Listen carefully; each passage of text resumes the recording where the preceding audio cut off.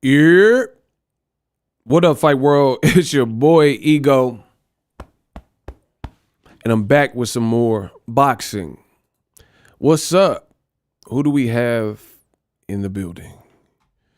Inquiring minds want to know. I need y'all to come in, smash the like button. I told you this year what my goals were for the channel. And God willing, we gonna hit them. We gonna hit them goals. I can assure you that. And we paced very well to hit all our goals. What's up with y'all? The bounce is back. My man Surah, representing Chicago. He in the building. The sweet science of boxing. Shout out to Ego in the chat. 100. As a matter of fact, he was the Surah in the sweet science of boxing. They were the first in the chat. Much love to y'all for being first. Superhuman Unchanged. Now the fight with Crawford is worth it. We're going to talk about that. Kento, what's up? Terrell. Charles Young, my guy. Malcolm, he said he got his notification. Let's get the likes up, please. Please. My man Asante said he was freestyling to the beats. Boxing Ego was praying for the downfall of Errol Spence. Just look at the video. Man, why is he in the chat still?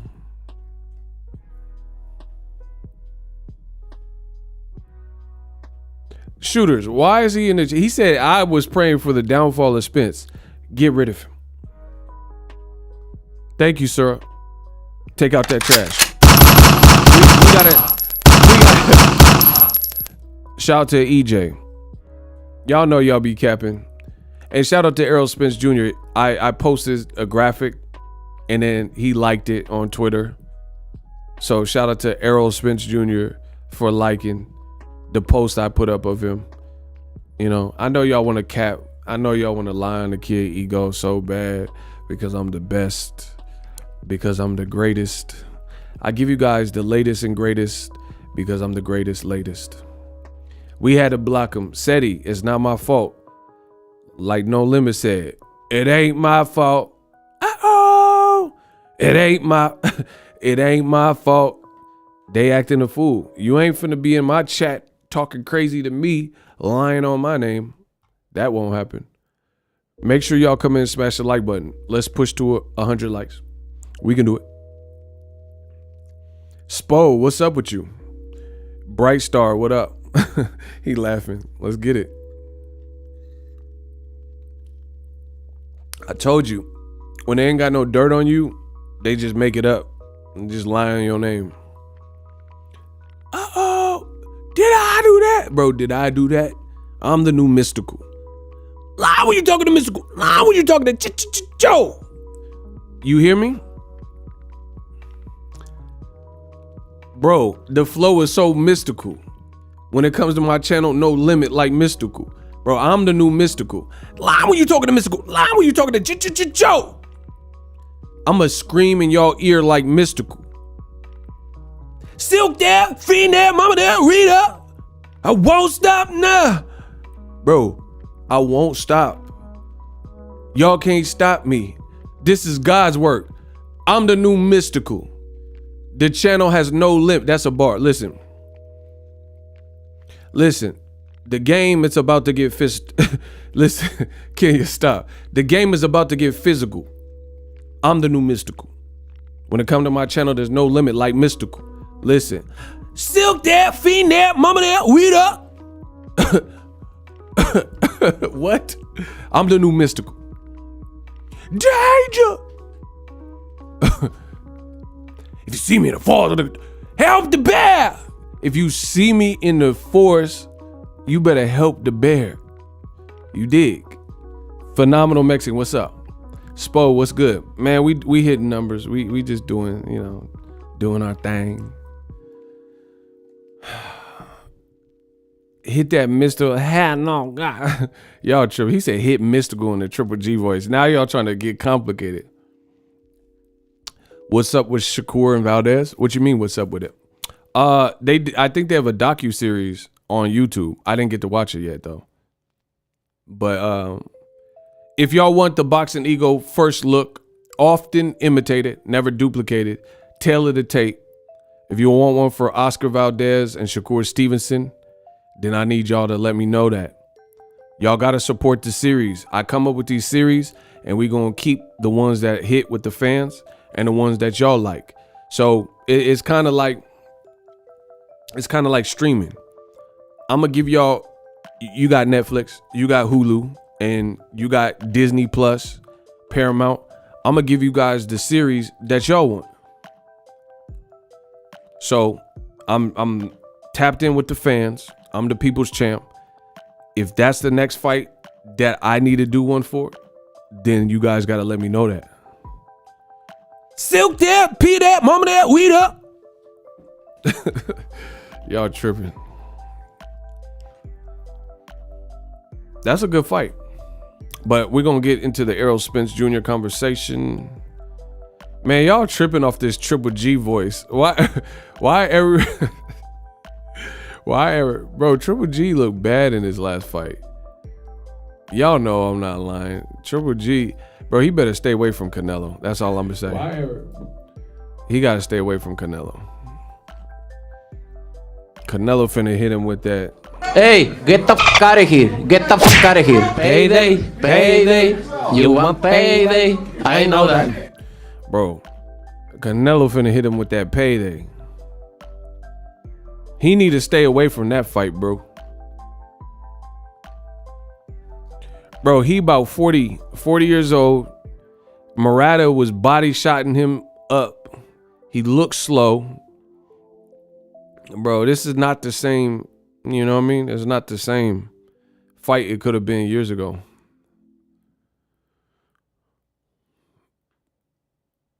Shout out to my man Spo, always holding it down. You want payday?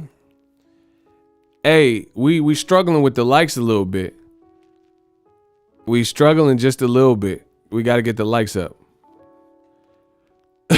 Hey, Asante wrong. He said triple fraud need to stay away from everybody. Yeah, he don't want to fight Charlo. See, and this is the thing that I feel like I have to talk about. People keep complaining about Charlo, Jamal particularly, but they know they leaving out facts on purpose. You know good and goddamn well Triple G was called out by Jamal Charlo. Payday Canelo Alvarez was sent an offer by Showtime to fight Charlo and then Benavidez, or at least fight Jamal Charlo. Jaime Munguia agreed, and it was Golden Boy that prevented him to go to Showtime and said, oh, we need DAZN. We need DAZN involved. Showtime don't need DAZN. They just need you to release your fighter, take your cut, and let's get the fight on, right? And y'all know all of these things because I report about all of these things. And then y'all try to play dumb and say, oh, why is that black guy Charlo? Why is he fighting Selecki? Oh my gosh. And y'all try to play dumb. He fighting Selecki because he needed an opponent and these other ones didn't work out for obvious reasons. Oh, but why is Jamal Charlo? Hi guys. Real unsanitary guys. Why is Charlo fighting Selecki guys? Like, come on, bro. You trying to play dumb. They try to play dumb just to paint the black fighter in this negative light. To make it look like Charlo don't want to fight nobody and all that. Man, stop. My guy Triple G looked like he 40, man. Man. And see, boxing is the type of sport you can't just rely on having a chin. You see what I'm saying? Like, it's good. Like, if this was a creative fighter, of course you want your fighter to have a chin. You don't want to be like Amir Khan out there. But like, that chin stuff is overrated. Because if you get hit enough times, I've seen the damnedest chins, titanium chins, crack under certain pressure or after several fights and wars and wear and tear. Julio Cesar Chavez, he had a chin, got knocked out. Costa Zoo. Y'all don't know boxing. It's okay. You know what I'm saying? So more often than not, you know, a lot of these fighters that don't work on their overall spectrum of their game and have no defense, it's fun while it lasts. It's like a carnival. If you rely on no defense in the chin, it's like a carnival or a circus. Barnum and Bailey, Ringling Brothers. You got to catch those events when they in town. So all the fighters like that, you know, enjoy it while it lasts because they're not going to be in town. They're going to the next city and in the next city. That's how these fighters with no defense are. You know what I'm saying? It's fun. It's fun when the circus is in town. But then as soon as they there for the week or a couple of days, deuces, they off to the next city. And that's what the fans do. Fighters like that, that's what the fans do. They off to the next, you know, warrior or whatever. After the other person get his chin shattered because he ain't got no defense. Fighters, work on your overall game. That chin stuff is overrated. New slogan, don't want to be Khan out there. Nah, yeah, I didn't even mean to say it like that. Listen, this is just how I'm from the Bay. This is how I talk. Y'all try to play me like I'm hella cruel. Bro, y'all know Khan ain't got the strongest chin. Why y'all trying to do me like that? Bro. Hey, the thing that's shocking about Amir Khan is he know he ain't got a chin, right? I gotta say like Richard Pryor. That's motherfucker. He know he ain't got no chin, right? God damn, he get cracked. God damn. Bro, listen. The crazy thing about Amir Khan is this. I feel like with all the comments that people say and like how your fights are played out, you know you don't really have a chin like that, but he be fighting like he got the Marvin Hagler chin. Like he got Evander Real Deal Holyfield chin. That's crazy, bro. So I give him, he got heart, you know what I'm saying? Because it takes a lot of heart to know you ain't got no chin like that and really be trying to trade and like tough talk and you know what I'm saying? Like he know his chin ain't like set up like that, you know what I'm saying? That's like, it takes a real special individual to, you know what I'm saying? No, you ain't got no chin and then just be in there slugging with Danny Garcia like you got the damnedest chin, you know what I mean? That's like the people, they know they got like $50 in their account and they go to the club and they buying bottles and like partying up. You know you're going to be overdrawn. Bro, you know you're going to have them overdraft fees. Amir Khan got that overdraft chin. He overdrawn, you know what I'm saying? And he just out at the bar like making love in the club. He just buying the bar out like, bro, you know you got like $200 in the bank account. Wait till Monday, god dang it, when you get them overdraft fees. Cause you know them banks, that's how they get they money, them overdraft fees. Like you negative $600 in the account, plus you got a $40 overdraft fee. So now you negative 640. Bro, that's Amir Khan chin. He got overdraft fees on that mug. He be overdrawn. You did. He got them overdraft fees. That's all I'm saying.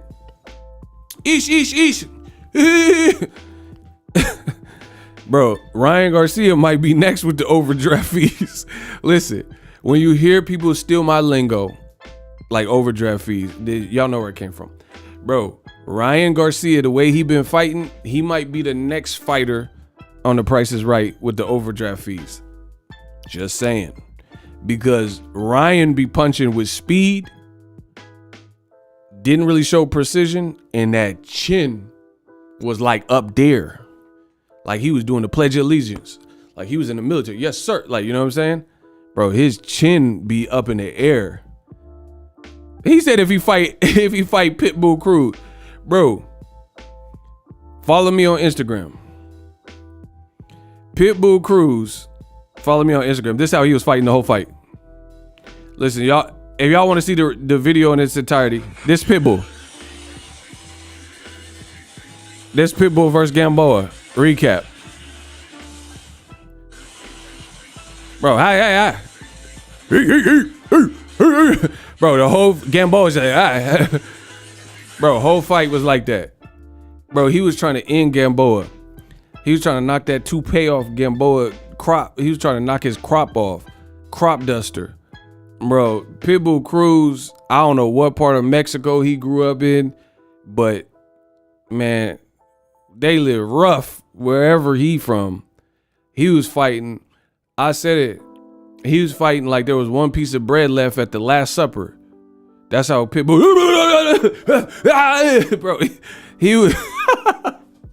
Bro, they picked the right nickname for him, Pitbull, because he was at his throat. That was so funny. That was a great. Showtime did a great job. Errol Spence did a great job putting him on the card as a co-feature. That was hilarious, bro. Pitbull Cruz fight like somebody that don't know the special moves and just hit every button on the controller. Listen, you ever play Street Fighter 2 Alpha and you like spent time so you know the special moves and stuff, and somebody else just get Blanca and hit all the buttons? That's how Pitbull Cruz fight. Like someone just smashing on all the buttons. They hitting start, select, up, down, right, left, A, up, down, left, right, hit stick. Like they just hitting any button, bro. He gotta chill out. He got ADHD or something. There's no way. Ain't no way, boy. Ain't no way, boy. Ain't no way. Pitbull Cruz. And he had stamina too. Ain't no way, boy. There's no way. Bro, I felt bad for Gamboa. He got to retire, I feel. That was bad. Anyway, smash the like button. What's up? What's up with y'all? When your computer lock up and hitting every button on the man, bro, he fight like a computer glitch. He Blanca. He the new Blanca. Bro, you know you be playing Street Fighter. Blanca already, you win, and Blanca doing backflips. Bro, I used to, man, y'all don't want to see me in Street Fighter with Blanca. I was doing cannonballs and backflips and electricity. Bro, Blanca would beat the out of you, and then your body, the round's over, and Blanca.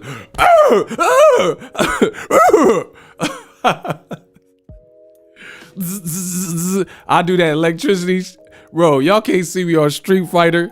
Y'all can't see me on Street Fighter 2 with that Blanca. I'll zap each and every one of you like Roger Troutman. Y'all would get zapped. I used to always do that zap electricity, bro, like an electric eel. Man, come on, bro. Shout out to my dude Blanca. Ryan chin be so high, I think Devin would knock him out. It's possible. Ugas was guarding his ribs, got his eye messed up. That's the danger with fighting Errol Spence. You don't know what to protect. You don't know what to protect. You see what I'm saying? You fight Errol Spence, you don't know what to protect. He gonna hit you up top. He gonna hit you downstairs and just mix it up. You don't know what. You don't know what you're supposed to be doing. Bro, Errol beat Ugas ASS so bad that people said the fight was fixed. Bro, the only thing fixed was that ass whooping. Bro, do you understand what I'm saying? Bro, that's how you know somebody truly. Let's go. That's how you know somebody opened a can of whip ass. That's how you know that. When Errol whooped him so bad down the stretch and the fight became less and less competitive that they said the fight was fixed. Like the mafia just placed a call for Ugas to get knocked out. Man, y'all sound stupid as hell. So you mean to tell me Ugas wanted his eye to look like a fortune cookie?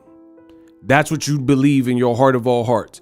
He's like, oh, like, okay, I'm not the smartest brother in the world, but let's say like backdoor stuff, you seedy, you wanna fix a fight.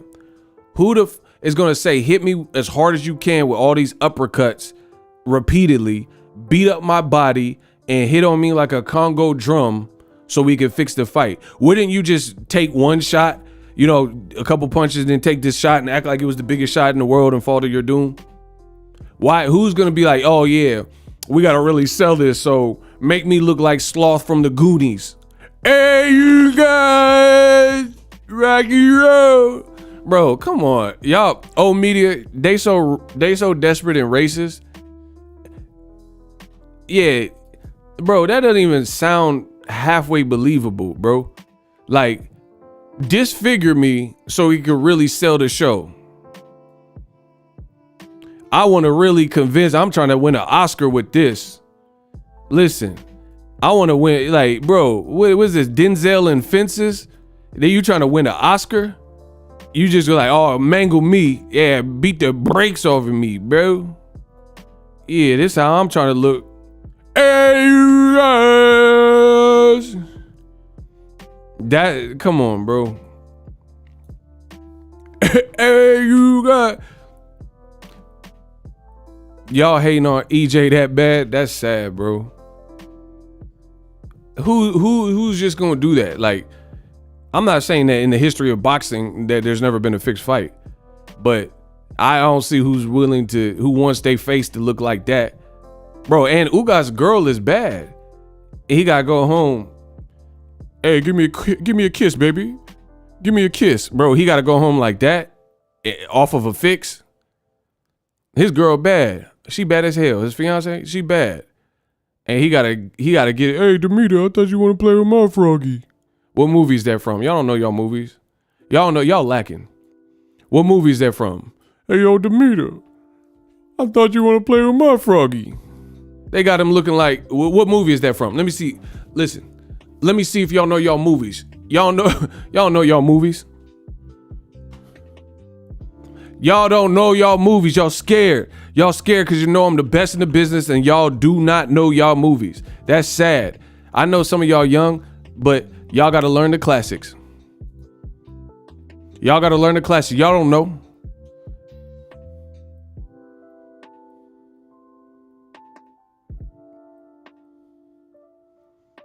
Y'all don't know y'all movies, man. It's sad. Y'all don't know y'all movies. Not playing with me.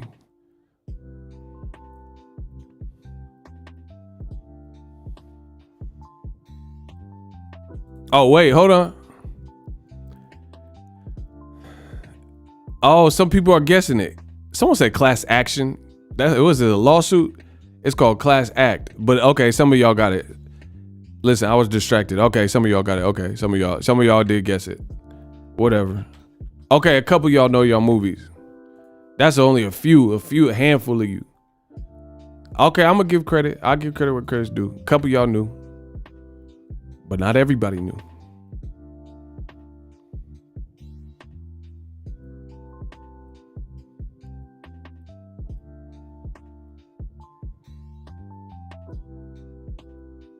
Not everybody knew that one. Who's seen the movie Class Act? Who's seen The Kid and Play? Class Act, classic movie.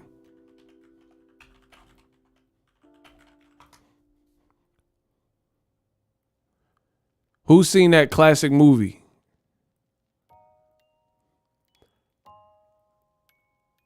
Y'all ain't seen y'all movies? Man, this saddens me, bro.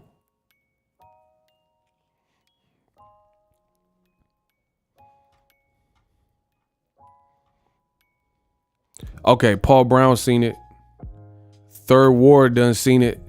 D. Moten seen it. DeVario seen it. Too many. Man, that's a classic. Ryan seen. Okay, we got some people that seen it. Classic movie, man. Josh said, I have. I'm 42. Let's get it. Bro. I'm telling you, this don't even make sense what y'all be saying. Yo, oh, Errol fixed the fight. Ugh. That's it. Bro, he got him looking like, hey, yo, Demeter, I thought you want to play with my froggy. Right, what was that dude's name in the movie with the froggy? Demeter's ex. He said Duncan Pinder, who used facts. Bro, what was Demeter's ex name in that movie? Hey, yo, Demeter, I thought you want to play with my froggy. What was his name? Wedge. Bro, he got... Shout out to Otis. I love y'all.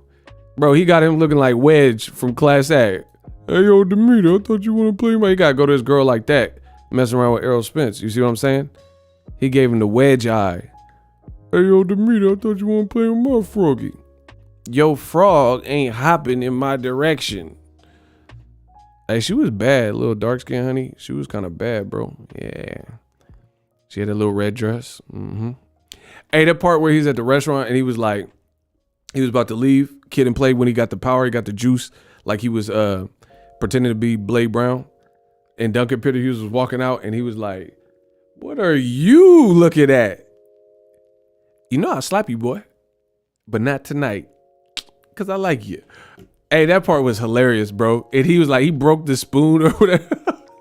Y'all gotta watch the movie. Bro, he did that for no reason. He was literally walking out the restaurant with his girl. He's like, come on, this place is through. What are you looking at? You know I'll slap you there, boy. But not tonight. Because I like you. He had a bite down on that one. Kid was tripping. Ugas looked like Red from Friday after that fight. Oh yeah, the beach cruiser. The one I let you use a few weeks ago. Oh, that bike. Oh, I didn't know you wanted back to it, homie. Right this way. Boy!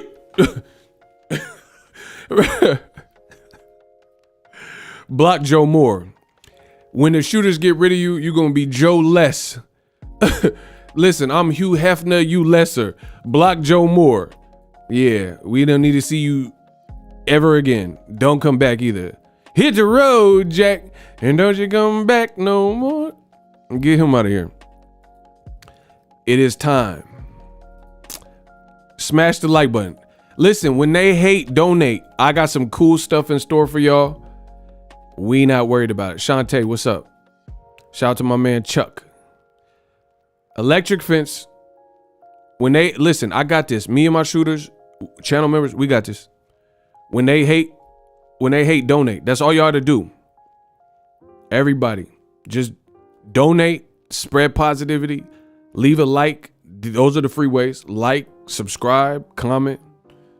You can donate anything. We just gonna spread. We gonna go in the other way. They want to spread negativity, hate, and all that. We gonna go in the other direction. We gonna spread love, positivity, have some fun with this boxing game. Gang, gang.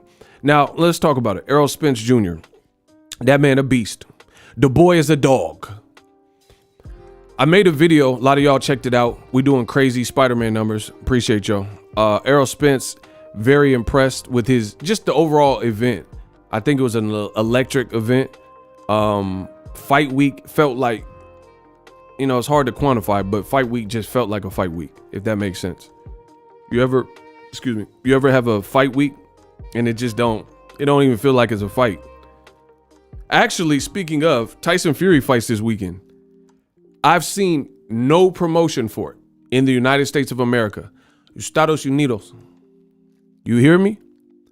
Bro, listen to when they hate, donate. Shout out to the GOAT. I think Boots Charlo card is the card of the year, big bruh.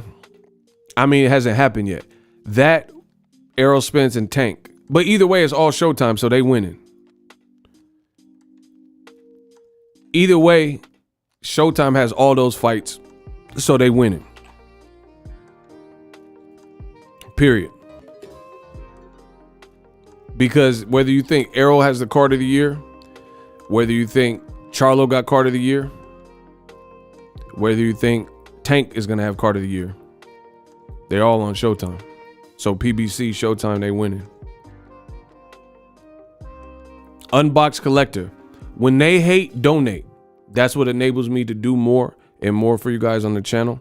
Shout out to Unbox Collector. He said, what's up, Ego? What's up? Appreciate you.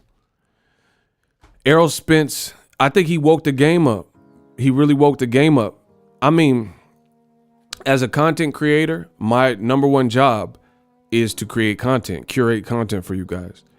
And men lie, women lie, numbers don't. I can always tell when a fight is extremely big and people are satisfied, or, you know what I mean? Because there was no real controversy. There was little controversy with the ref, but not really like controversial outcome or who should have won. Nothing like that. No BS like that, right? Make sure you guys get the likes up. Please get the likes up.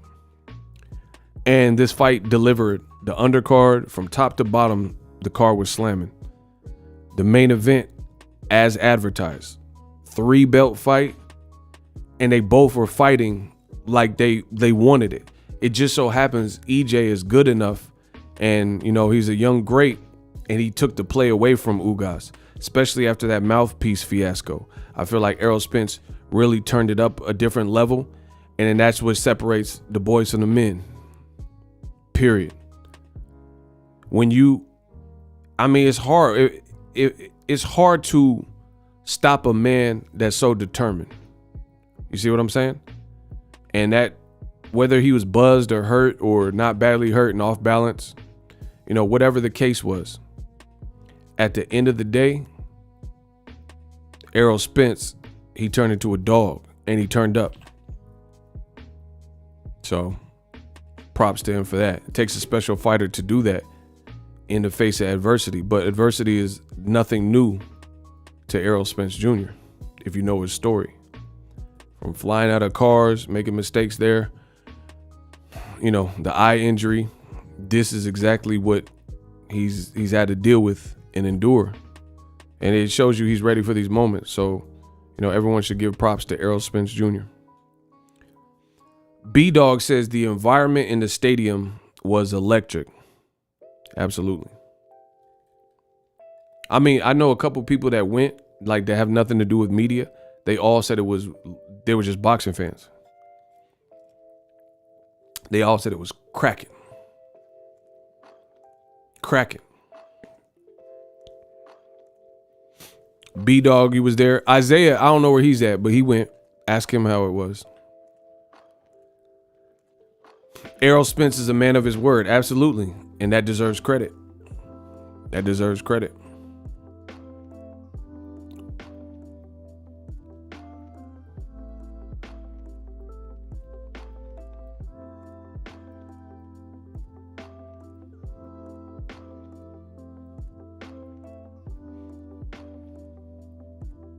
Steven, what's up?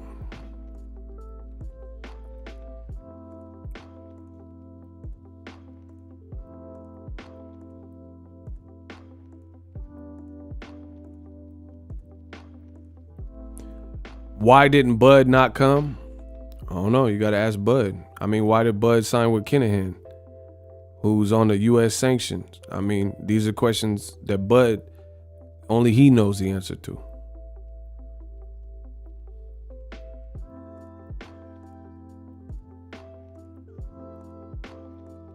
Yeah, I mean, it would have been nice if he went. But, like, he went to Danny Garcia fight, but not this one. You a Bud hater. That's what's up.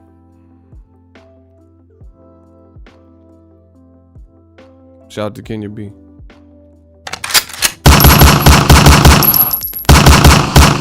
The Tyson Fury card looks weak. I mean, yeah, the undercard looked like miserable, to be honest. I don't even know what's up with the undercard of that.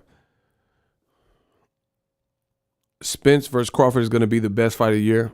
I mean, y'all getting ahead of yourself. There's no guarantee that happens next. So, listen, y'all can say whatever you want.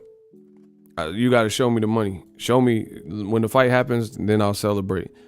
Boxing fan, like, I'm not even trying to be rude. I'm just being real. Boxing fans, it's like we see the craziest things as fans of the sport of boxing. The craziest things happen, right? And then it's like boxing fans turn into Jason Bourne and they get amnesia and act like none of this stuff has ever happened in boxing before.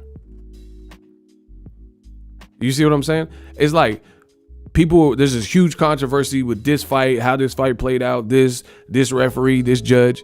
And then people act completely oblivious 2 weeks later, like you don't know how boxing gets down. It's really weird. So Errol Spence, he did what he wanted to do. He beat up Ugas, and then he called out Crawford. And there's 1,000 people that have made call outs. That doesn't solidify and make sure the fight is done. There's still, as far as I'm concerned, everyone in the world, they can disagree with me. I don't care. But there's still things on the back end that need to happen and that have to happen for that fight to happen. I know that's kind of confusing to some of y'all. When they hate, donate. That's all y'all got to do. When they hate, donate. So, yeah, the call out, that's cool. That's good for boxing. That's fun. It's a talking point, if you will. But who is Bud even signed with? Kinahan? He's wanted by the U.S. Treasury and the DEA. So people getting ahead of themselves. When's Bud, like, is he doing a tune-up fight? Is he like, Bud, how come Bud hasn't commented anything on his situation as a free agent? I can understand, okay, you have a lawsuit with Top Rank. That's pending litigation. I get that. But so what are you doing? Are you a free agent? Are you with Kinahan, Pro Bellum, MTK? I mean, what's his deal?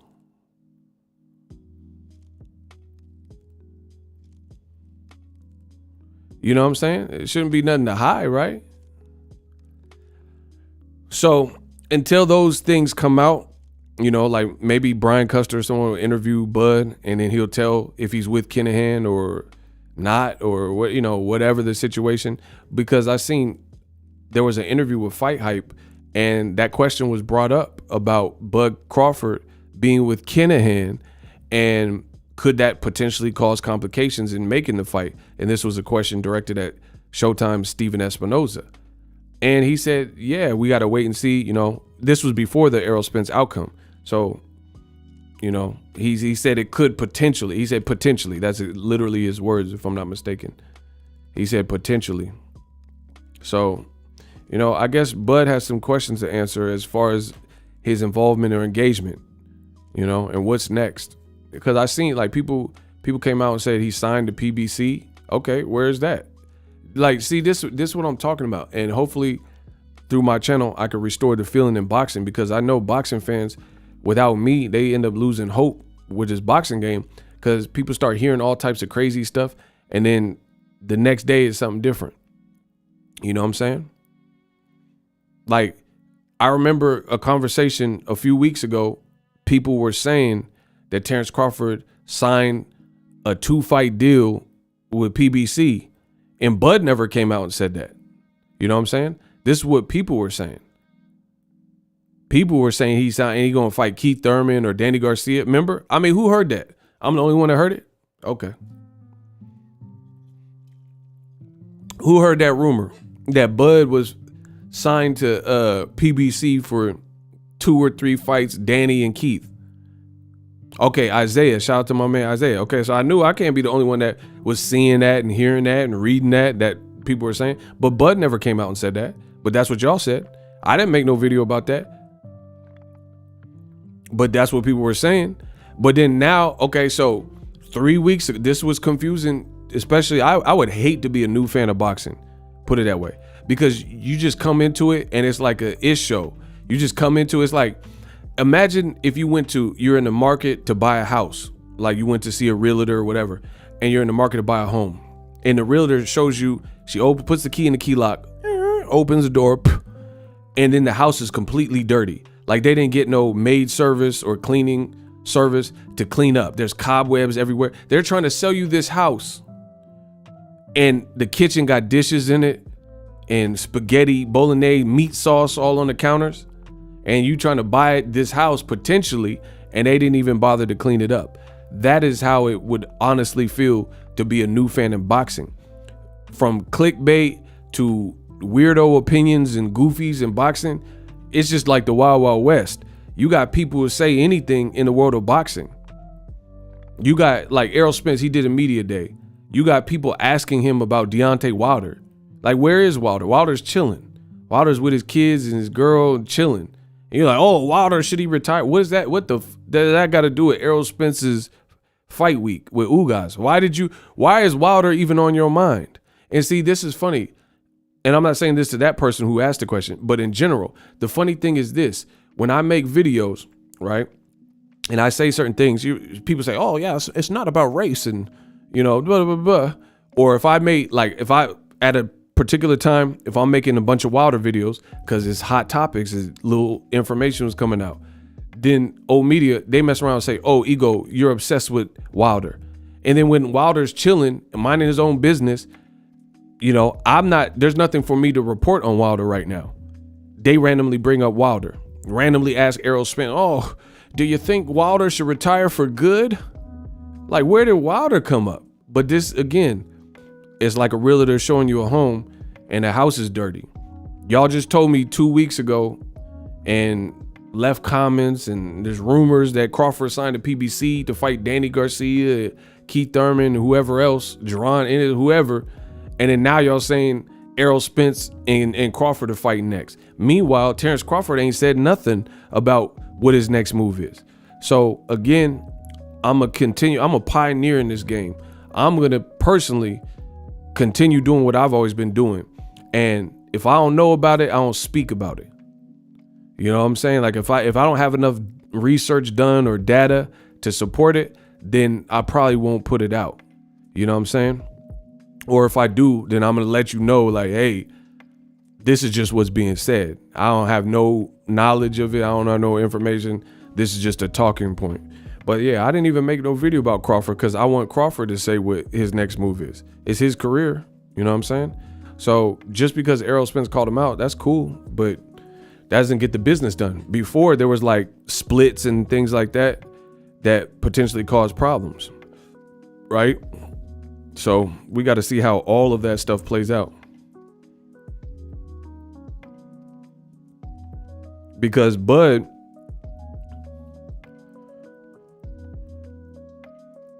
he previously was saying like, oh, I want 60-40 my way, 50-50. Errol has 3 belts. I don't know if that's even feasible. I mean, I don't work or represent Errol or Bud, but is that really realistic?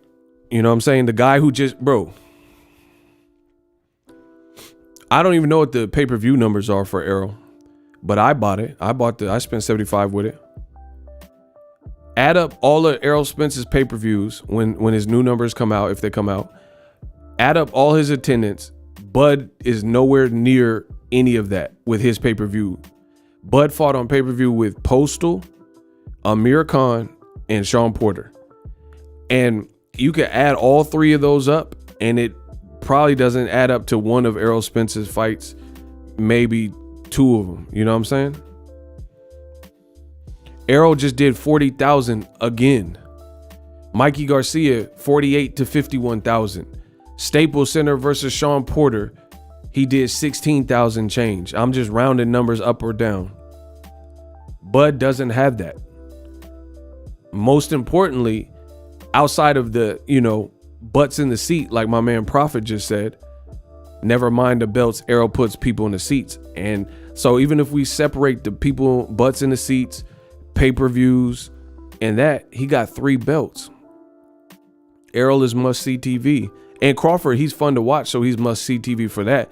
But again, like I've said from the beginning, the way Crawford has been promoted and moved is not the same. They don't have the same parallel career. I don't care who you're picking. You could say Bud sleeps Errol, Errol sleeps you. You could say a draw. That's your own personal opinion. We don't truly know until they fight. I don't care about none of that. But the stuff I'm saying, best believe I believe. Terrence Crawford was not promoted in a way that was advantageous for his career. Period.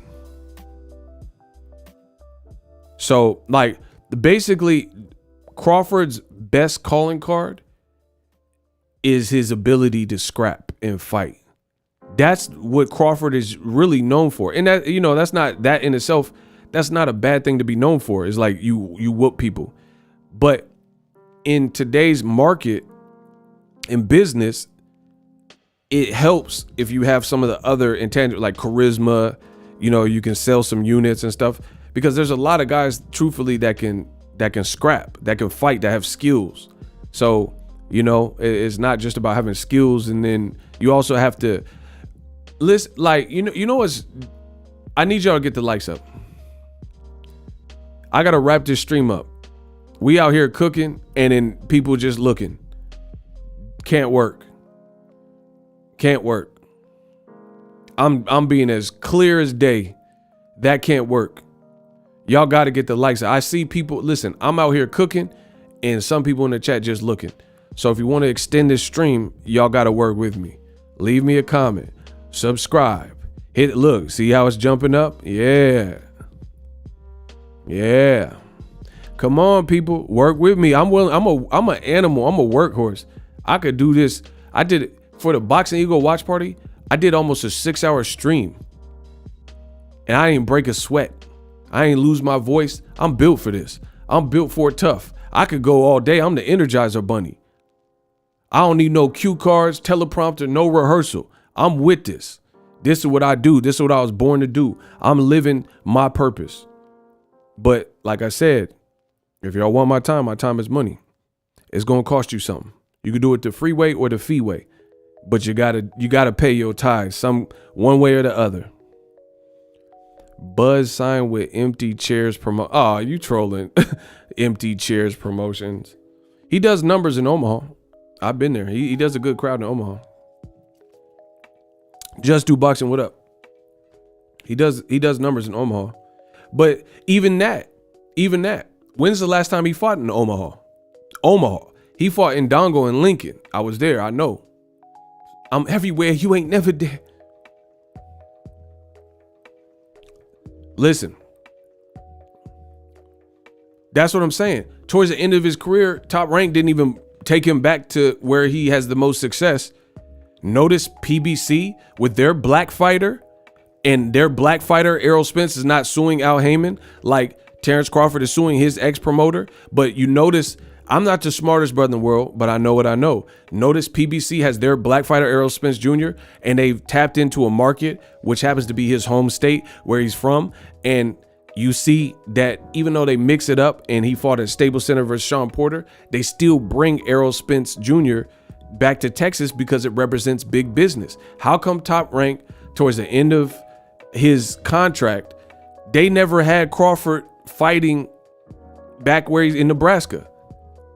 Ask yourself these questions that I'm asking you. Bro, I was at the Postal fight. It was a fun fight, but it wasn't no crazy Vegas crowd. Why didn't you do the Sean Porter fight in Nebraska? Why didn't you do the Kell Brook fight in Nebraska? Then at least his number, even if his pay-per-view didn't do good with Amir Khan or Sean Porter, then at least you could say he had a crazy crowd and you would have made money. But Top Rank, for whatever reason, they didn't do that. The only exception is possibly the Kell Brook fight, because during that time the pandemic had just, was a thing. So that I think they were in the bubble. So maybe that Kell Brook fight, realistically, basically, that fight had to happen in Vegas because of the bubble situation. But why didn't you put Amir Khan in Nebraska? Then at least you would let Terrence Crawford get off and get all of his folks, his homies, his cousins, his nephews and nieces and all them, all his support, which that's his strongest base. Bro, outside of core boxing fans, Terrence Crawford's ability to sell, his strongest base is where he from. And that's Nebraska.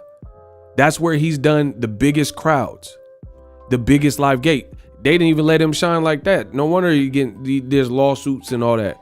Exactly. He said Top Rank busy pushing Lomachenko.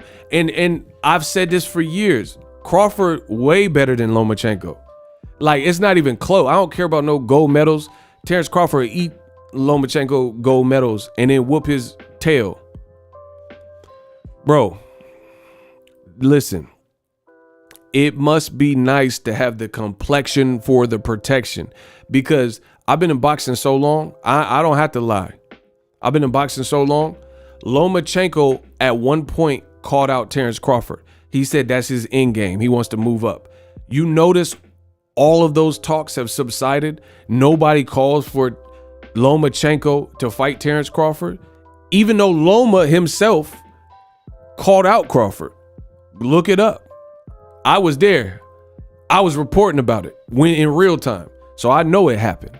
His own trainer, Aegis or manager, whatever, Aegis Clemens said, hey man, what? You're crazy. Don't fight Crawford.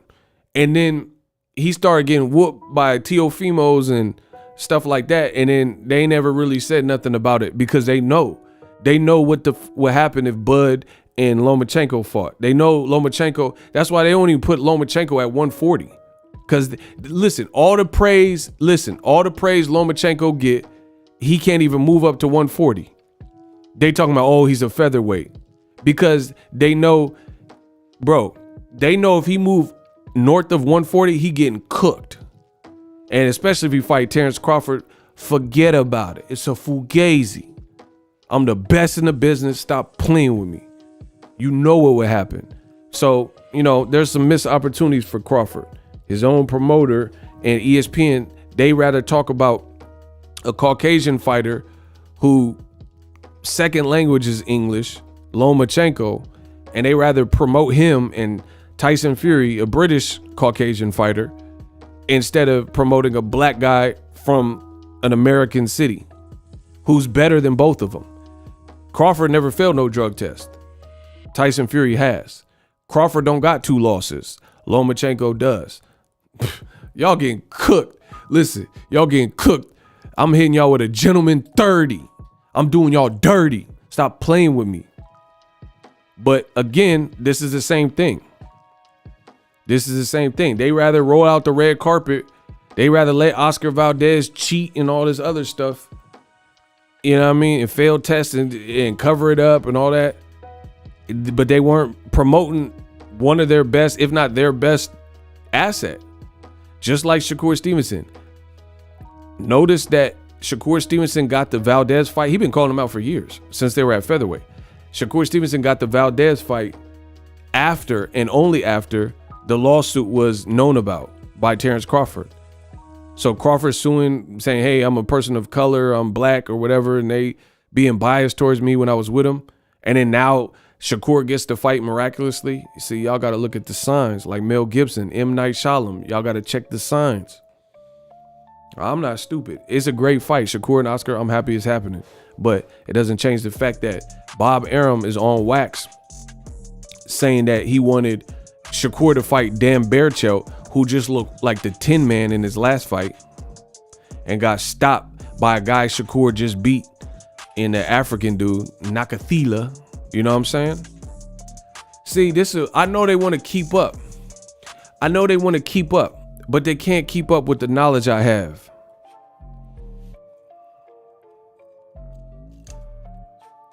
Everything I just said was facts. Smash the like button for facts. If you're not here for facts, bounce. Because that's what we here for. Jay Dillinger, $5. Let's go. When they hate, donate. That's all y'all got to do. Ego, why is Bomac talking like he's the one about to get in there? Wow. Freddie Khan, $5 in the Cash App on the screen. Okay. Yo, we got the Cash App on the screen. We got Freddie Khan sent $5. No message. Thank you. Shout out to Freddie Khan.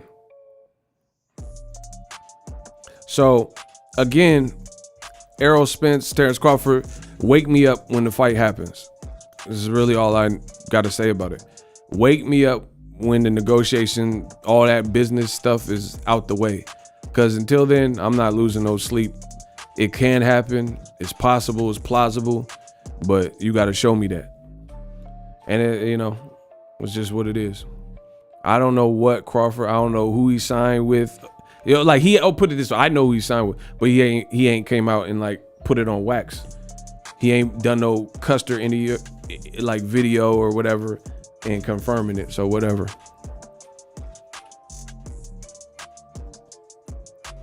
Man. Shout out to Isaiah. Isaiah, he was live in Texas. How was the crowd? How was the Errol Spence crowd?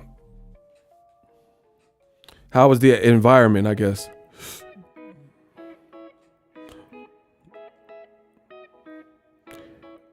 How is the environment at the Errol Spence fight?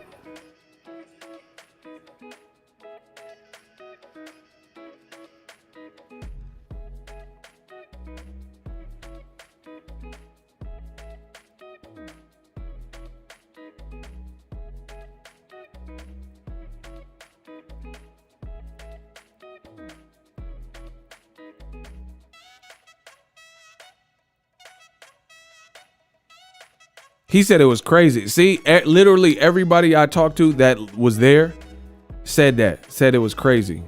Said the environment, the energy was crazy. I told you, Errol, like Jermell Charlo said, Errol's a stud, bro. Errol's a stud. Old media, they want to hate and act like Errol ain't lit.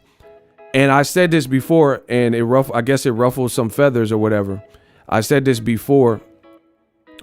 Errol Spence is a stud, and he's a star, and I was of the thinking, and I posted a tweet. A lot of y'all responded well to it, but I posted a tweet suggesting and stating that Errol Spence fight week, it felt more alive than like the Canelo fight weeks on DAZN. People act like they couldn't understand what I was saying and all that. Well, what do you guys feel now? Tell me, okay, outside of Caleb Plant, because that was a Showtime product, had nothing to do with Eddie Hearn. If I'm lying, you gonna prove me wrong. That's how, listen, we doing doghouse rules. I'm willing to risk it all. I'm willing to lose doghouse rules, but you gotta work for that. You gotta outwork me, outpace me, out hustle me. Tell me which one of Canelo Alvarez's fights on DAZN streaming app had everybody talking before, during, and after, and felt as electric for the boxing community, and had people, celebrities, talking like Errol Spence versus Ugas. Tell me, listen, let's work. Doghouse rules. This is a verbal sparring session. Let me know which one of Canelo fights was promoted better or surpassed Errol Spence Jr. and Ugas. The promotion, the event, the fight week festivities, the virality of the videos, like people like myself and others that made videos about it. Everybody, got to eat and did numbers. What Canelo fight did that? Y'all keep saying Canelo the face of boxing and all that, but y'all need to face the music and answer the questions I'm asking. We're going to do a verbal sparring session. Let me know which one. So Canelo versus Yildirim, fight week felt like this.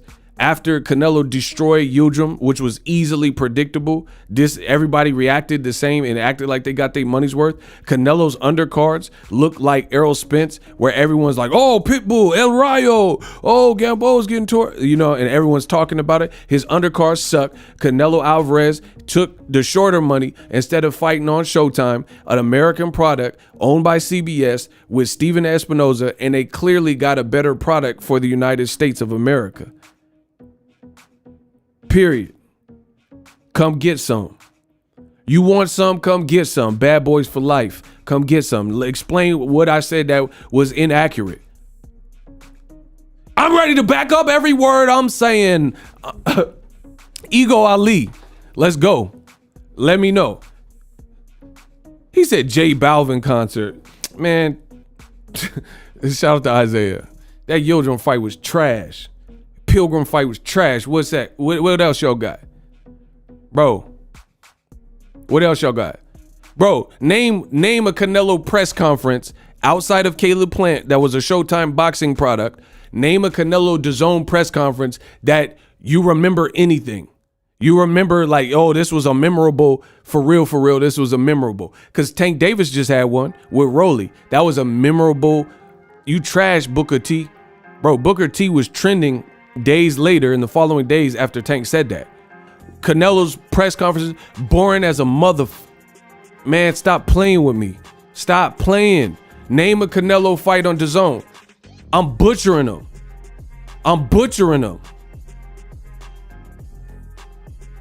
Name a Canelo press conference that you can even remember on DAZN. So don't say Caleb Plant, because that wasn't on DAZN. Rocky Fielding and Canelo versus Yildirim, Canelo versus Kovalev. Who remember Canelo versus Bivol? I ain't heard nothing.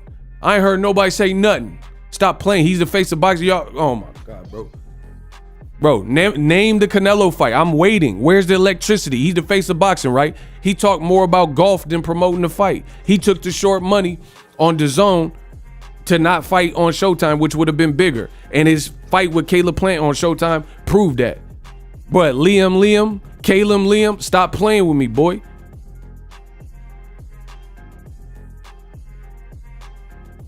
He said all garbage, man. I thought it was Thursday morning. Take out the trash. Put all Canelo's undercards out on the curb on a Thursday and let the garbage man pick them up. Trash. 2 packs of ass. Trash. Dimitri Bivol promotion. Trash. I ain't heard nothing. Tell me, name one shred of promotional material that I can watch from not him doing neck exercises and all that. Name something from DAZN or Eddie Hearn and Matchroom for Canelo and Bivol. Where's the promotion? See, listen, when I say these things, everyone's like, oh, Ego, you're hating. Prove me wrong. Verbal sparring session, remember? Let me know. The payday was funny, but that was a post-fight press conference. And that was because of Andre. Crashed him. That was a good moment. But it really didn't mean ish, because that was that's not gonna happen. Canelo even said, You're a horrible fighter. I'll never fight you. So, bro, where's Canelo Bivol promotion? Oh, that's right. Bivol's from Russia, and Russia's invaded Ukraine, so they probably don't want to overly glorify that. Bro, where's the Canelo? Please tell me. Please tell me where Canelo Bivol promotion is. Canelo hitting Barstool in the gut. That's the promotion? Because he punched a reporter in the stomach? That was short-lived. What did Jay say? No, hold on. What did Biggie say? Your reign on the top was short like leprechauns as I crushed so-called willies, thugs, and rapper dons. Get in that quick fast like Ramadan. It's that rap phenomenon. What are we talking about? Where's the promotion for Canelo? Because y'all hating on Errol Spence Jr. I want to know how Canelo's doing better with his promotion with DAZN. It's an app. A lot of people aren't familiar. Don't know how to order his fight. Won't wampty. No press. Bro, name something. Here, I'm going to make it easy because I know I'm destroying y'all. Y'all getting dropped with body shots like I'm Errol Spence. Look, name something, a quotable from Canelo Bivol press conference.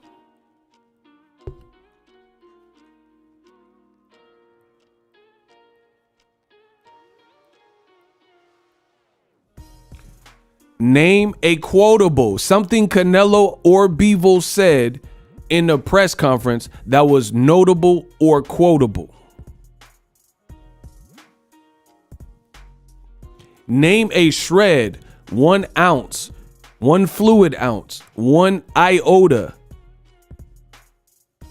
of promotional content for Canelo Bivol put out by DAZN app that hyped you up for the fight. Because I know Showtime Boxing had the Errol Spence Jr. Ugas fight, and they put out some all accesses, and they got me ready for the fight. I know that Errol Spence Jr. was busting his in the gym and on his promotional run. He did interviews with the Pivot podcast. Shout out to them. Kate Abdo, Sean Porter, The Porter Way, ESPN First Take. He was on that. He did Legends and Boxers with Zab Judah, PBC, Ray Flores. He was on several podcasts doing his rounds. Where's Canelo? He's golfing. No golf, no life, I guess. He's out here golfing and posting, Hallmark quotes with a picture attached. That sucks. That promotion sucks. He did Cigar Talk podcast. Derek James was doing some interviews. A couple people caught up with Derek James. Errol Spence was wearing black forces. I made a video about Errol Spence wearing black forces, and it went viral. What is Canelo doing? Brian Custer interviewed Derek James. Brian Custer interviewed Errol Spence. That's what I'm saying. Showtime put out like tons of content. That's why I'm so happy with the final product, because everyone seems satisfied with what we witnessed. Y'all gotta smash the like button or I'm off. Listen, y'all got 5 minutes more of my time. If we can't get the likes up, deuces. I got stuff to do. Y'all got stuff to do. We can do it like that. He said they strictly banking off the loyalty of the Mexican fan base. That's weak. That's weak. You can't bank, or you have to promote a fight. It's that simple. You want, and keep in mind, DAZN said they coming out with DAZN pay-per-view. Block Deltron. Get him out of here. I don't know you, cuz. Get him out of here. Yeah, Deltron. Bro, who the hell is some Deltron? That sounds like a zesty transformer. Bro, get him out of here. Deltron. Bro, it sounds like a zesty transformer that turned on Optimus Prime. You moist. Man, what the hell is some Deltron? You trying to hate. I see you. You trying to hate. Come on, bro. Give me some better work. Who next? When they hate, donate. Who next? Who next?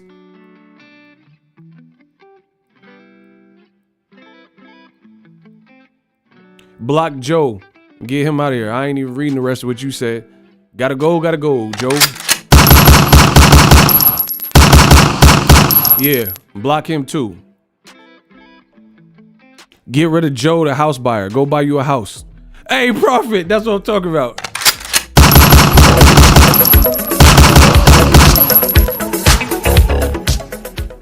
Yeah, bro, we gonna eliminate all the beta males.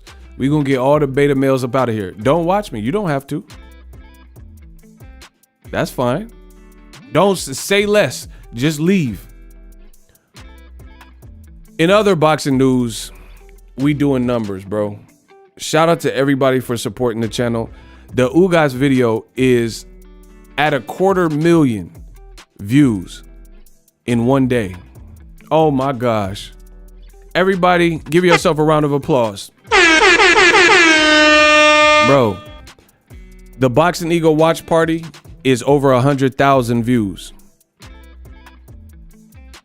The Ugas follow-up video I did, 250,000 views in one day.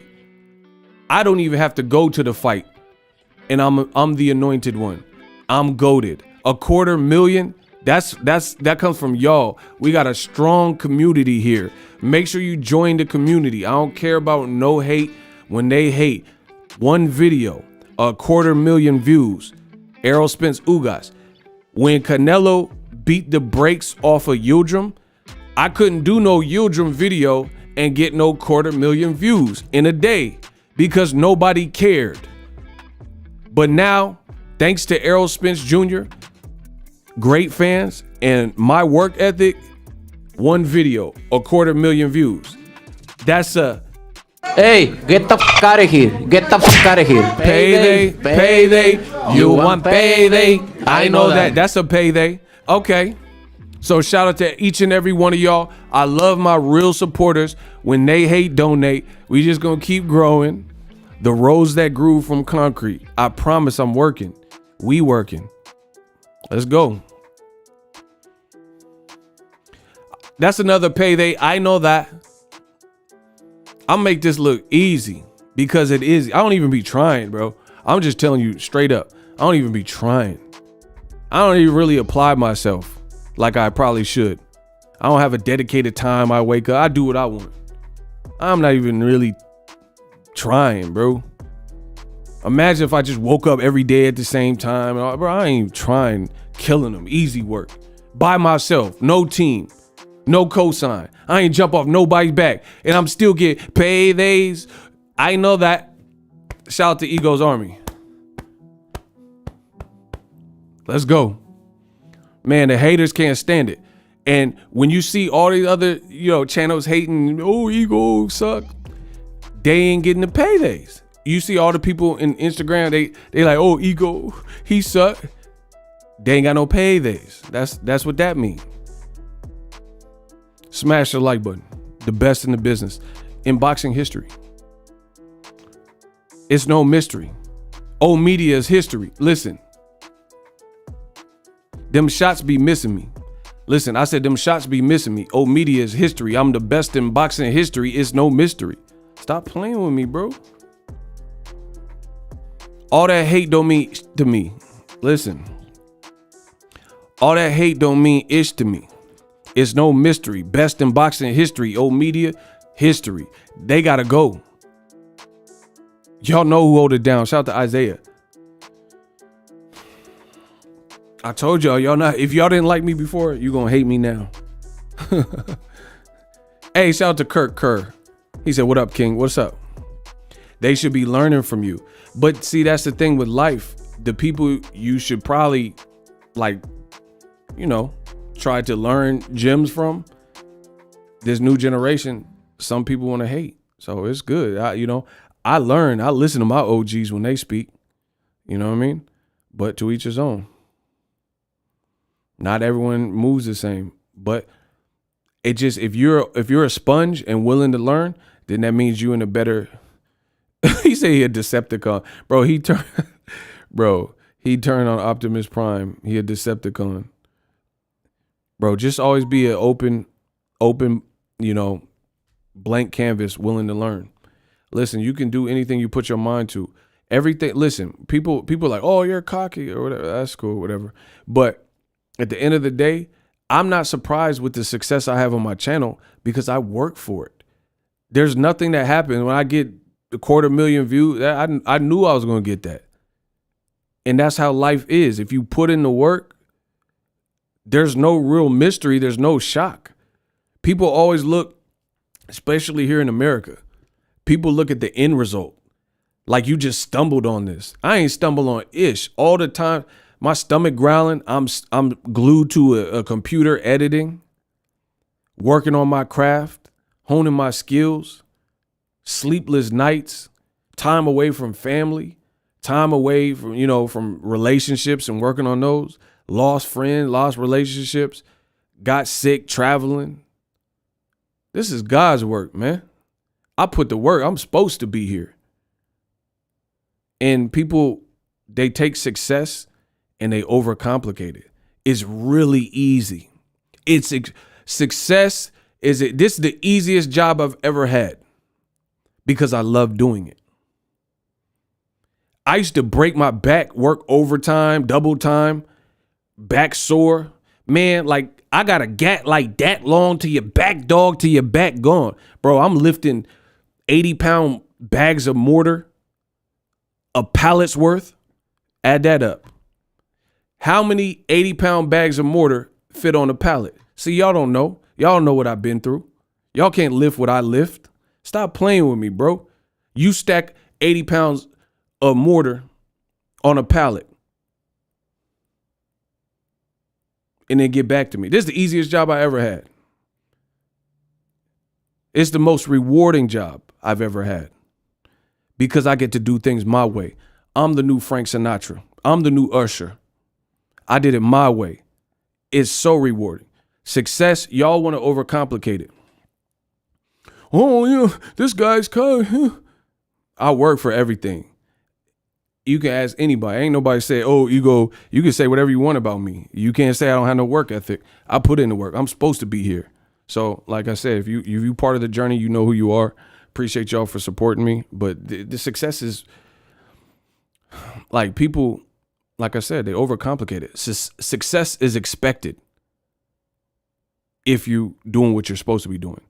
So I'm never shocked when we, do numbers or it's a great fight week. I put a lot of effort.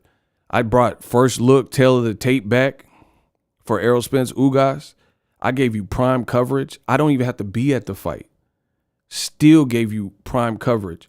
Let you know what was going on. If you appreciate that, then rock with it. There's so many people, they rather just hate and, leave stupid comments and troll. Good luck to you. Cause that don't, one monkey don't stop no show. It's not discouraging. We still have fun. We still do what we need to do. But I'm telling you, whatever you put your mind to is achievable. You just have to have the vision. You have to have the vision. It all starts with a vision. But here's the kicker. A lot of y'all that haven't found your thing or achieved your success, it's hard to achieve success doing the same thing. So you know what they say, if you want something you never had, you got to do something you never done. So maybe you're not thinking outside the box. Maybe you're not, maybe there's something you used to do and then you got it slowly but surely, because life beats us up. You know what I'm saying? Life beats us up. So at the end of the day, sometimes people don't even realize that they get away from doing things that made them who they are. Like, let's say you're a painter and you ain't painted nothing in 5 years. No wonder you don't feel at peace. That's your release and you're not doing it. You know what I'm saying? And people get in a relationship and they forget who they are and all types of stuff. So, sometimes you got to just get back to the basics. Yeah, we got that mama mentality. Without no vision, there is no light. Y'all cooking. That's what I'm talking about. That's the energy we on. Black mama mentality, positivity, less work. But yeah, this success stuff is easy, man. You just got to put in the work. The other thing that people don't understand about success, and I got a lot of different stuff coming, so just stay tuned. The other thing that people don't understand about success is this. Hold on, yo.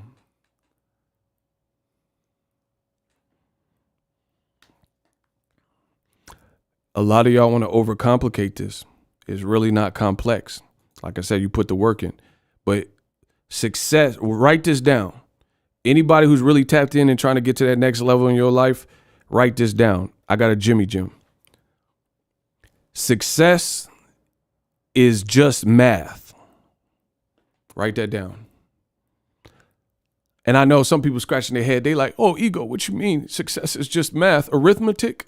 Yes. Success is just math. Let me explain. Success is just math because at the end of the day, if you have a goal and a vision, you can set targets. Like, okay, let's say you're broke as hell and you could cut people's lawns for $1 and you want $10. You're charging them $1 to cut lawns. 10 lawns, you got $10. Again, success is just math. You're trying to save $10. You're charging $1. You got a product or a service and you're charging $1 to cut lawns. 10 lawns is $1. So if you keep doing that, that 10 turns to 20 and so on and so forth. That's how this works. You know what I mean? Like YouTube, everything, all the equipment and lighting and all the stuff you see, I didn't have none of this when I first started. None of it. I had a $30 mic. But success is math, and I knew that. I knew success is math. It's like, how can I, listen, I got a saying, write this down. How can I lose when I have nothing to lose? When I first got into boxing, there was nothing I had to lose and everything to gain. You see what I'm saying? I couldn't really go any lower than I already was when I first started in boxing. You know what I'm saying? It would be very hard to be living and, be at a harder spot. So how can I lose when I have nothing to lose? See what I'm saying? Success is just math. People want to, what mic you using? What lighting? Just get started. Bump all that other stuff. Get started. Success is just math. Do 1,000 videos. See how you feel. You're going to get a feel for it. You're going to get some swag. You know what I'm saying? Just, you know what I mean? You got to get started. You got to get people, especially, there's a Warren Buffett quote I like where he said, we're in the pandemic times, right? Warren Buffett said, when people are being greedy, hold on, I want to pull it up because I don't want to say it the wrong way. I don't, you know, I like to give people their credit for, I know I can pull it up. It says, when people are being greedy, be fearful. When people are being fearful, be greedy. I think that's what it is. I'm pretty sure that's pretty close to it. You know, I'm not going to pull it up. But Warren Buffett said that. I'm going to say it again because I know they want to hate so bad. Unbox Collector, I respect your grind. 100, keep putting out content. It's magic, yo. Warren Buffett said, when people are being fearful, be greedy. When people are being greedy, be fearful, right? So right now we're in pandemic time. A lot of people are scared. A lot of people are scared. Gas prices, $5-6 a gallon. That's when you should be trying to do the most and the maximum because so many people aren't. People are like, oh, I got a YouTube channel and I want to get started, but then you should have started. Why? Everyone else is being fearful, be greedy. When everyone's being greedy, be fearful. You know what I'm saying? Everybody, it's just like everybody's spending money, you should be saving your money. And when everybody's like, you know, fell upon hard times or whatever, now you can splurge because you saved your money. Success is just math, like I keep telling y'all. We supposed to be here.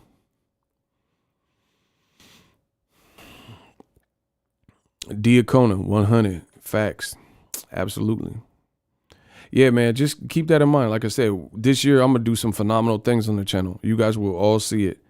I don't care if you're a hater, subscriber, in-betweener, or whatever. You going to see the work. We feeling good. We feeling sharp. You're going to see the work. You're going to see God's work. You're going to see what your boy Ego is made of. You're going to see some true character. You're going to see a man on fire. You're going to see what it feels to be driven. You ever, like, see, that's the problem with some of y'all. Y'all don't wake up and you don't have something that drives you, be it kids, be it a passion, a goal. What drives you? Like, just look yourself in the mirror when you're in the bathroom. Ask yourself that. What's driving you? What are you doing? Why? Like, some people, they just living just to exist. I don't live to exist.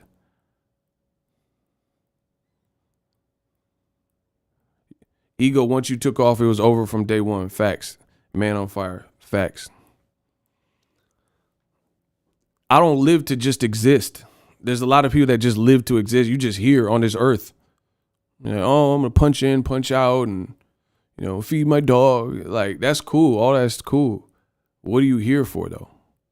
What's your purpose? Like Nipsey said, what's your texture worth? What's your texture worth? What are you made out of? See, you know, to be honest, I'm gonna give you some introspective things on the channel. I wasn't pushing myself. This is too easy. I got to a place with boxing. This is too easy. I could do this like the back of my hand. I could do a 20-hour stream if I want with one take. This is literally too easy for me because I've been doing it for so long. So I had to get back to some of the basics and, like, you know what I mean? I got to challenge myself. And me as a person, I realized if I'm not pushing myself to learn something new, to challenge myself, then I'm not optimum. I'm not at my best just because I'm just kind of coasting and life becomes too easy. When I got something to lose, oh man, that's a different ego. Now you gonna see what my texture worth. That's a different ego.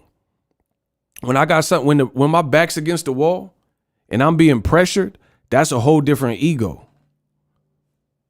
So I had to give myself more challenges, to be honest with y'all, because this boxing stuff is too easy. So we doing new things. We're going to explore some different things. Just have fun. You know what I'm saying? Have fun with this game. Why they playing with us? I have to be motivated. Otherwise, you know, just imagine just working a job, you a night. Like, imagine if you're like a security guard. You got your guard card, right? And it's nighttime and there's never any crime at the museum. You just fall asleep at your desk, do whatever. That's how people do with their lives, though. It's like you went, you know, you had aspirations of being a cop. You're going to start with being a security guard, and you work at a museum, and there's never no smoke. There's never nothing, no drama. The alarms never go off. So you just do whatever. You eat Cheetos and Flaming Hots and sit in the booth, occasionally look at a surveillance, you know, CC monitor. That's how people live their lives. I can't do that. And the moment I feel like I'm doing that, I'm out. I got to do something. You know, I got to be where the action's at. Put me in the line of fire. That's where I perform. Listen, put me on the front line. That's where I perform. Pressure me. That's where I perform. Yeah, they chilling like they top flight security. That's how some of y'all treat your lives. Y'all better get started. Y'all better get started. Taking the journey got to start somewhere. True, but some people don't start their journey. So it ain't going to never start unless you start. That's like you got laundry to do. The clothes ain't going to wash themselves. What the hell are y'all talking about? You got to actually physically put laundry in your hand or in a basket, walk over to the washing machine. If you don't have one, go to the laundromat. You dirty son of a bitch. You know what I'm saying? Put the clothes in the washer, put the detergent in or the Tide Pods in, get that laundry started. People like, oh, I want to be a YouTuber. Oh, I want to start a podcast, but you don't get started. If this was laundry and you got stank clothes piled up, they're not going to wash themselves. People always wait. They like guys finna come from the sky and be like, oh, let me help you out, son. Bro, you better get started. I'll see y'all at the finish line. Y'all better get started. Y'all waiting for some omen, like God for the part the sky and just tell you what to do, bro. You better get started. Y'all just wasting time, wasting away. Man, I'm like the Native Americans. I don't like to waste nothing. If I got talent, I ain't wasting none of it. Just like Native Americans, they kill a buffalo. They use the fur for blankets. They might burn the blubber. They use the meat, eat the meat. You know what I'm saying? Pause. They use the hooves for jewelry, whatever. Bro, I don't waste nothing. I got talent. I got God-given talent. I got things I've been working on, a project I'm still working on my whole life. I ain't wasting nothing. I ain't here to waste nobody's time. You're your only savior. Word. That's what I'm saying. So wait, you'll see. You'll see on the channel. I ain't got to even say really much more than that. You will see. If you watch my channel, you gonna see. Cause I don't know. I ain't got time to waste on BS. I'm the best in the business. What are we talking about? So I'm finding new ways to challenge myself. Isaiah, we definitely working. I'm finding new ways to challenge myself. And I feel like some people who are depressed and sad and, you know, miserable, it's probably because you're not living your purpose. You know what I mean? If you live your purpose, it's harder. I'm not saying it's impossible, but it's harder to have time to be worried about depression because things are usually looking up. You know what I'm saying? Most of the time people, they got bills or something they're putting off or whatever. Those are the reasons why you feel the way you feel. Man, y'all better get on a 2-minute rule. If it takes you 2 minutes to do, just do it right then and there. Just do it right then and there. The universe will reward you. When you I could procrastinate. That's one of my things I had to work on. I could procrastinate. You see what I'm saying? I'm not perfect. I'm human. And to be honest, sometimes I get too good at things and that makes me procrastinate. I don't know how or why. It's kind of like you ever wake up way before you have to be at work or school, like 2 hours early, and you start eating cereal and watching TV. And even though you woke up early, you still manage to be late because you're not being conscious of your time. But if you wake up 30, 40 minutes before you have to be at school, work, a meeting, or whatever, you have no time to waste. So you know you might skip cereal.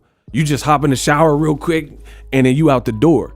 But sometimes, and I'm victim of this, sometimes if you wake up too early and you just lose track of time, you're not paying attention, then you mess around and be late just because you're not gauging your time, no time management.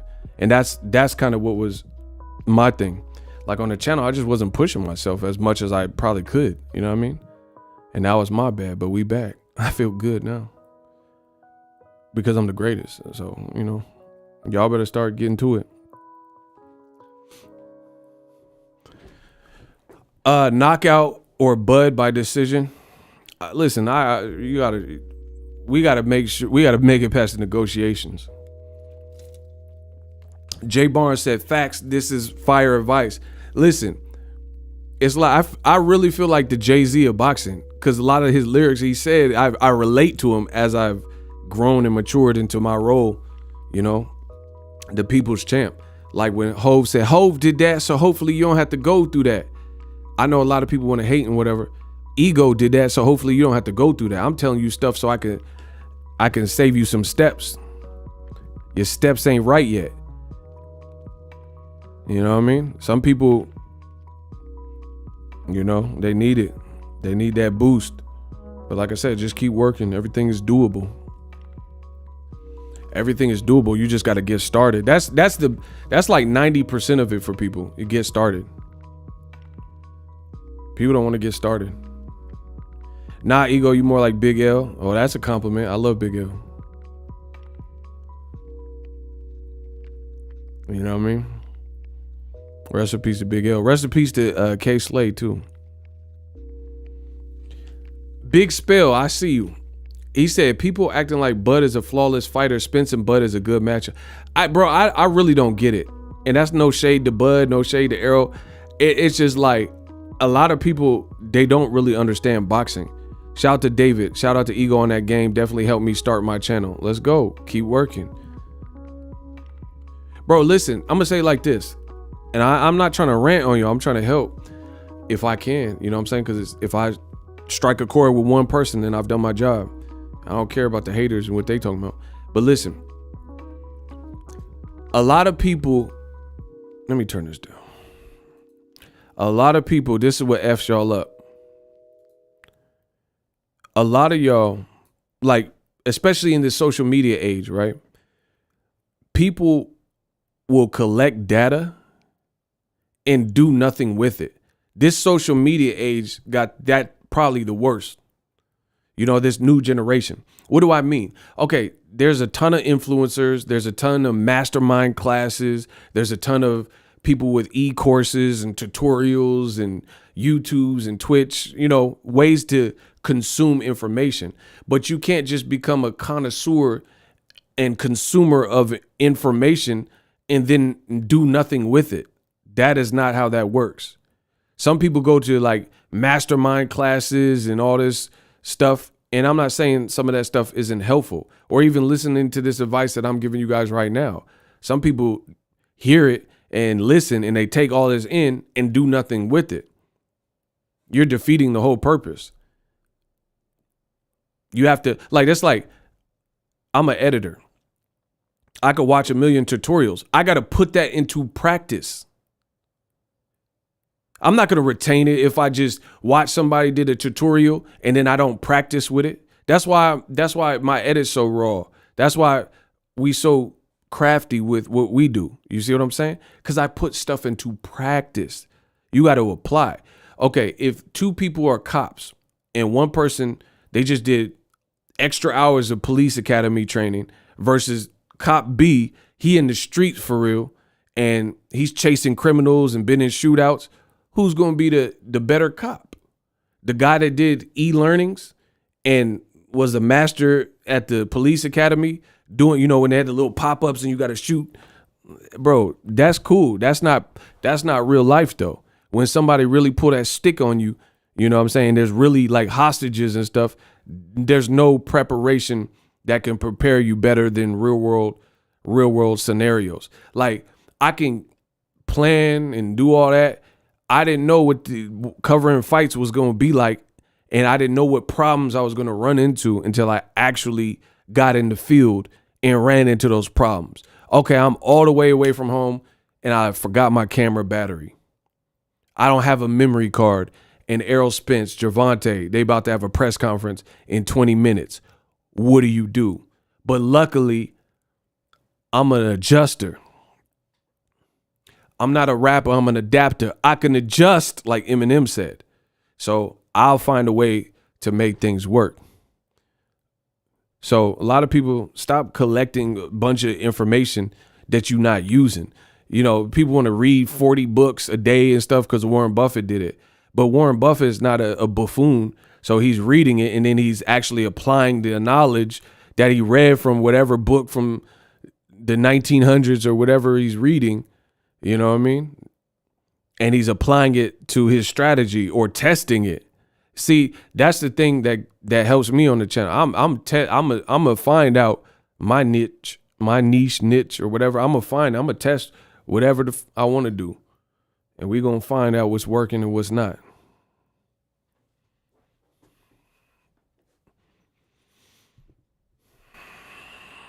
So they better stop playing with us, man. It's going down this year. Yeah, you gotta apply. Stop reading books. I'm not saying stop reading books, but stop reading books and thinking the battle's over. None of that stuff matters if you ain't doing nothing with it. Okay, now you know how to. It's like people on a small scale, people get this, but when it's matters of the heart or like visions or goals, people don't really get it. You see what I'm saying? Like, for example, you would never watch a tutorial on YouTube about cooking, about how to cook this recipe and say, hey, I want to cook it, and then just probably never cook it and watch a 15, 20-minute tutorial or read a book and then not want to try it. Part of it is you're like, oh, that looks good. And you get a cookbook because you want to make that recipe. But people don't do that in their own lives. You know what I'm saying? They read a book and then they don't apply it to what they're trying to do. They don't put it into practice. I put the stuff into practice. Allen Iverson, practice? Y'all talking about practice? No, I'm just playing. So, yeah, you got to apply this stuff. And just some people just watching a million influencers and motivational video. That's weak. Do that. Like, oh, Goggins said. Yeah, but Goggins is actually getting his ass up and running and actually doing what he wants to do. Y'all just watch Goggins. You're just watching videos on your phone screen and then doing nothing with the information. Y'all some hoarders. That's what I'm going to call y'all. Y'all hoarders. There's no point to hoard the information and not apply it. Anyway, back to boxing. Errol, Ugas, let me know. I mean, Errol, Spence versus Crawford. I don't know, man. I have to see it to believe it. You know what I'm saying? I really, truly do. And like my man just said earlier,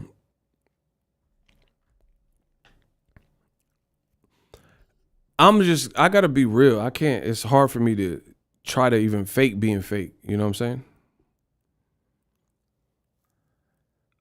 A lot of the Bud Crawford fans sound like the man fans. I'm not just saying like Bud, if you like Bud. I'm just talking about like some of his information I'm seeing is just sounding so radical, bro.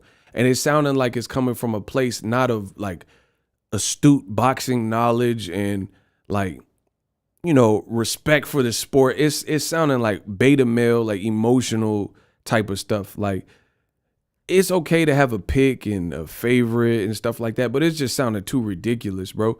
I did a poll. You guys can go on my YouTube and vote. And the poll says, who has done the heavier lifting at welterweight? Straightforward question. It was like 11 to 13% said Bud over Errol Spence had done heavier lifting. So either you guys cannot read or you're pretty much lying. I set y'all up with that question just to see what people would say, because I have my opinion, of course, but, me being unbiased, I allow people to vote. Now, bro, here, let me pull it up. Bro, it's just like, there has to be some rhyme or reason to what you're doing. You know what I'm saying? Some people, you just like, boxing has some of the most beta males that I've ever seen. It's like insane, bro. It's like, you lying, bro. That's what I'm saying. Some people know outright that they lying and they just continue to do it just because, like, who gonna check me? All right, that's just, I mean, the thing is, you can lie to me, but you really lying to yourself. So it don't, you know what I mean? It don't really matter to me. So here, I'll pull it up for you guys. So 21 hours ago, almost 10,000 votes. And it says, who has done the heavier lifting and had more of a daunting schedule at welterweight? Simple. Who has done the heavier lifting and who's had the more daunting schedule? 87% of you said Errol the Truth Spence Jr. 13% of the votes said Terrence Crawford. I know they too coward to speak up, but tell me how on God's green earth has Terrence Crawford done the heavier lifting, and or the 13% that voted allegedly and really felt that. Tell me how he had the more daunting schedule than Errol Spence. Come on, bro. They just saying whatever.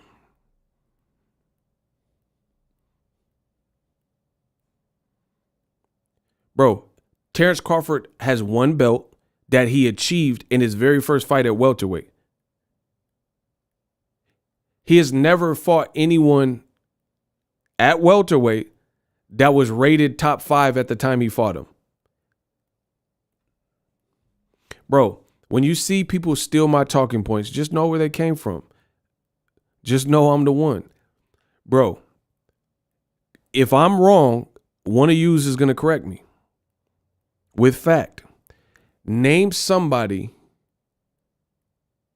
that Terrence Crawford has fought at welterweight that you would say was honestly top 5 when Crawford fought them. Block G-Man.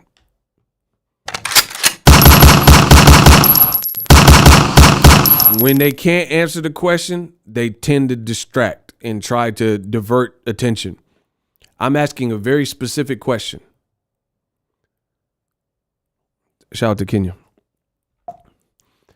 Name somebody that Terrence Crawford had fought that at the time he fought them at welterweight only, they were top 5.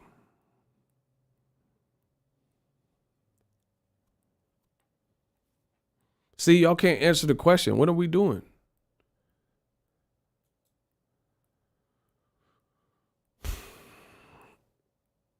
Name somebody. Kell Brook, he hadn't fought in welterweight in 3 years since Errol Spence stopped him. How is he a top 5 welterweight at that time in 2020 in December?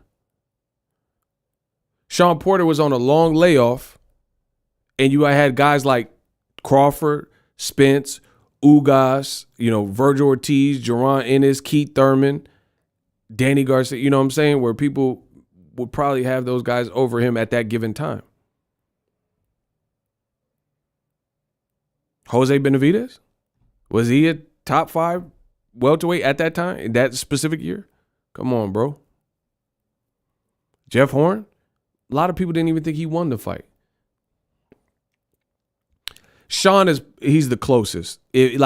Possibly. Some people, I'll say that's plot. I'll give you that. Sean Porter, some people will have him top 5 at the time, whatever. And that also happened to be his toughest fight at welterweight, to be honest. And Sean Porter later comes out and said he had arthritis and knew he was retiring. So what is that? You know what I'm saying? Like, your toughest fight, your hardest fight was a guy with arthritis 2 years after Ugas and Errol beat him, and he was on a long layoff, 405 days or something. And he said he had lost the hunger and wasn't training like he used to. I mean, I guess. So, I mean, these are just a fact. I see, and again, the beautiful thing about what I do on this platform, it's all documented. I know what I'm saying, so I never fret. I know what I'm saying. Bro, I don't have to lie on anybody. This is what Sean Porter said. I'm well-versed. I do my research. I listen. I pay attention. This is the information that was out. Sean Porter didn't say he had arthritis in the Errol Spence fight or in the Ugas fight, but he says he's since developed that, and he knew that going into the Sean Porter or the Crawford fight. That's what he said. He said my dad wanted me to train harder, and, I couldn't really take it to that level. Like, so to me, I feel like Sean Porter was like kind of checked out of boxing and more on his like commentary gig. And none of us knew that until we seen how it ended with Kenny throwing in the towel saying he wasn't listening to me. I mean, no one knew that. So we're just expecting a fight, but it is what it is. Bro, in other news, Errol Spence is a monster. Bro, Ugas just posted this. What the Bro, this dude Errol is a nightmare. Bro, Ugas just posted this right now. Man, come on, bro. Man, this looked like a coin slot at the laundromat. You know, you put the coins in. Man, what are we talking about, bro? Errol's a monster. This look grotesque, bro. Bro, look at this man eye. It's only been what is it? What day is it? Monday? It's like 2 days, bro. That look bad, bro. Like he literally killed one eye. Like his eye got poked out. Like remember that rapper Houston? I like that. Remember he poked his eye out off that Sherm? Bro, this look crazy. Yeah, Ugas a warrior, but that look crazy.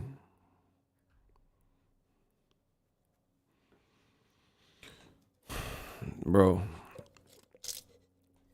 And see, like, bro, I'm just being real.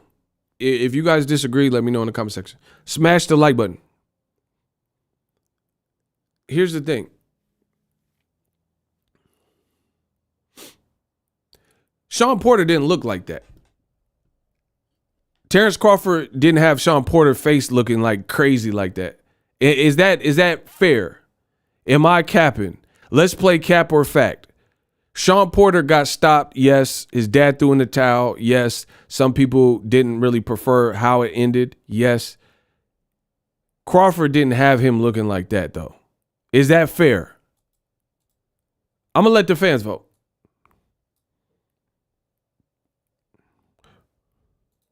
Bro, Crawford did not. Is that fact? Crawford didn't have really any of his opponents.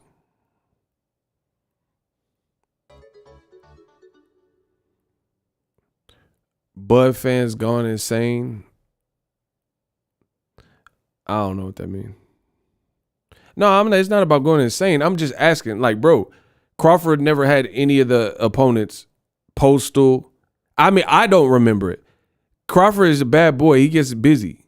But I don't remember nobody's face looking like this after the Crawford fight. Like Gamboa or somebody. You know what I'm saying? Bro, Ugas, he need to really rest up, bro. He need to really rest up because this is like sometimes getting knocked out cold is better than like Pacquiao. Okay, he got caught slacking and you know what I mean? He got caught lacking. Marquez did him. I get it. Pause. He did him. Pause. I get that. Sometimes that's better than getting, because it's just demoralizing.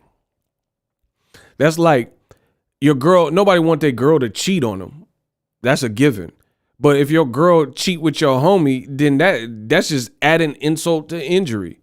Bro, listen, I'm the king of analogies. Nobody wants to be cheated on. I get that. But a dude definitely don't want to be cheated on by his longtime girlfriend and she's sleeping in your bed with your friend. That's even more.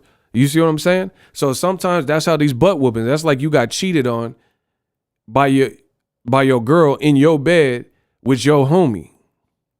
So sometimes those type of losses, psychologically, physically, your wounds are gonna heal, you know. But mentally, you're like, damn, you know what I'm saying? Like you have to go to Trader Joe's like with that eye and stuff. You know what I'm saying?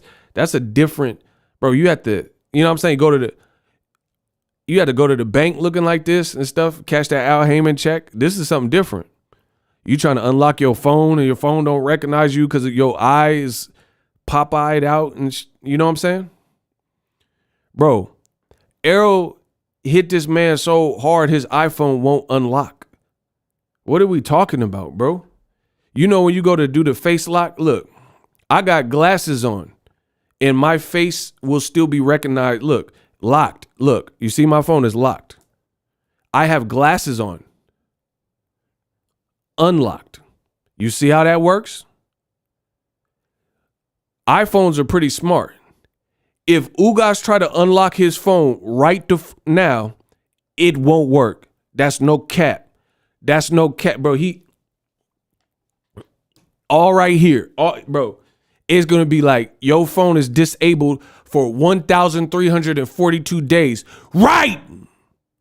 Bro, the face unlock will not work right now. That's all I'm saying.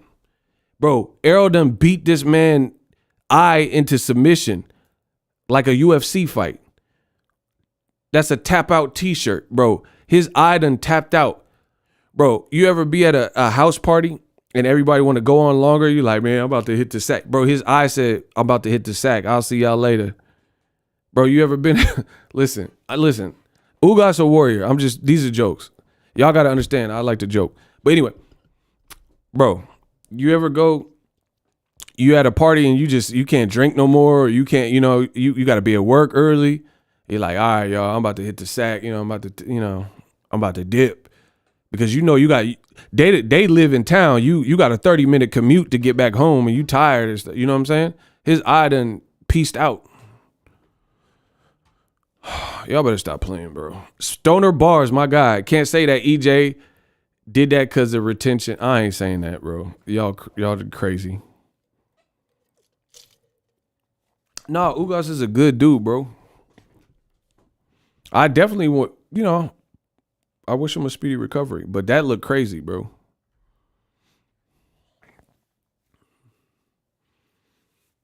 That looked crazy. If I'm wrong, you tell me what I'm wrong about. I don't remember a Crawford opponent face looking like Kell Brooks and this and that. You know what I'm saying? I don't even think Kell Brook did a day after type of picture, but this looked crazy, bro.